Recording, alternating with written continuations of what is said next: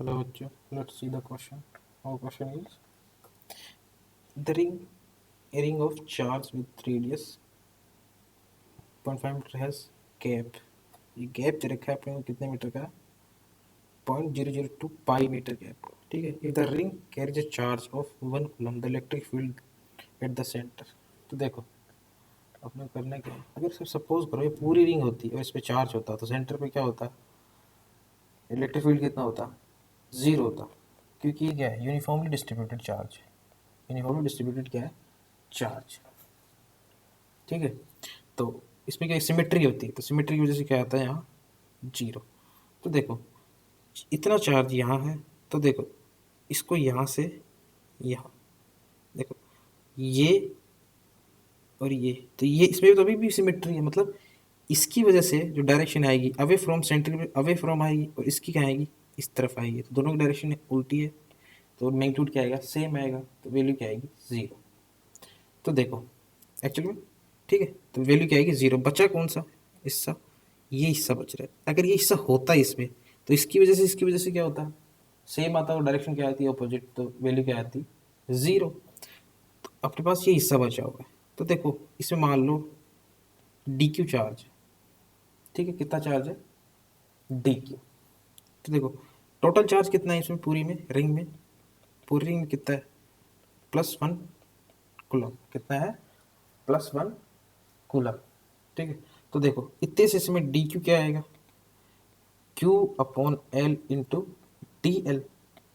या फिर अपन जैसे लिखते हैं रियल चार्ज क्या होती है? Lambda D Q upon D L. और यूनिफॉर्म के लिए इसको क्या लिख सकता हूँ मैं? Q upon L. तो देखो डी क्यू की वैल्यू क्या आएगी? क्यों कितना है? +1 कूलम अपॉन एल. लेंथ कितनी है पूरी? ये पूरी लेंथ है इसमें, इसी में तो है लेंथ. देखो ठीक है. तो अपने को देखो एल कितना है? ये पूरी रिंग दे रखी है अपने को. देखो if the ring carry charge, पूरी रिंग है. एल क्या है? पूरी रिंग है. तो पूरी रिंग एल कितना है? 2 pi R into D L. D L कौन सा है? ये इतना सा हिस्सा है जो अपने लिया है, ये क्या हो गया? D L into D L. ठीक है. तो डी क्यू की वैल्यू क्या आई? 1/2 पाई इंटू आर. रेडियस कितनी है? 0.5 मीटर. इंटू गैप कितना है? डीएल कितना है? एक्चुअल में गैप ही तो ये इसकी इक्वल है. तो क्या आएगा? 0.002 पाई. ठीक है. पाई से पाई कैंसिल. ये कितना हो गया? 2 × 10⁻1 हो गया. तो ये बचा कितना? 0.02 कूलम. ठीक है. अभी इसको क्या लिखता हूँ? 2 × 10⁻³ कूलम. मतलब इतने से इससे में कितना चार्ज आ गया? इतना चार्ज आ गया. अब देखो एक्चुअल में ये डिस्ट्रीब्यूटेड चार्ज है. तो देखो यहाँ अगर सेंटर पे देखोगे, तो अगर इसमें हिस्सा देखोगे, तो इससे हर पॉइंट की डिस्टेंस कितनी आ रही है? कितनी आ रही है? वही आएगी, रेडियस ही आएगी. तो देखो अगर सपोज करो, तो ये क्या लिखूँ मैं? D E. तो ये क्या लिखूँ? D K into D Q upon R square. अब देखो पूरे टोटल के लिए मेरे को निकालना है. अगर इसे पूरे की निकालना है तो क्या करूँगा? इंटीग्रेट करता हूँ. ये बात तो समझ आती है, क्योंकि छोटे छोटे टुकड़े होते हैं उनको सम करते हैं.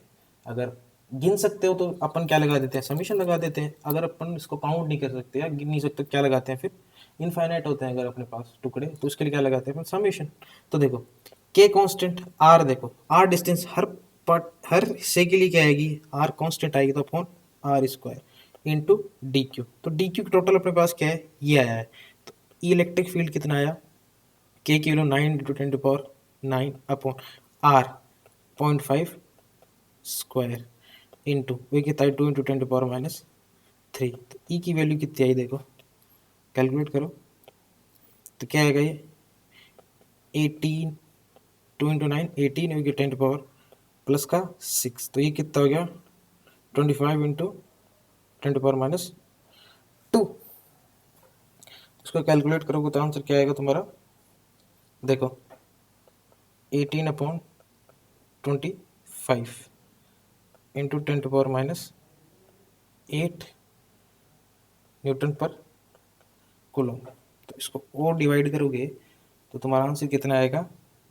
7.2 सॉरी प्लस का कितना आएगा? 7. क्योंकि देखो 18 क्या है? छोटा है. 25 क्या है? बड़ा है. तो ऑब्वियसली ये जो इस तरफ लूँगा मैं तो इसको 180/25 लिख सकता हूँ, इंटू 10⁻7।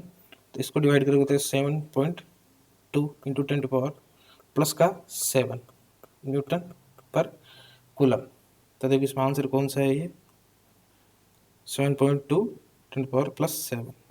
तो आंसर क्या है तुम्हारा? Option B. Thank you.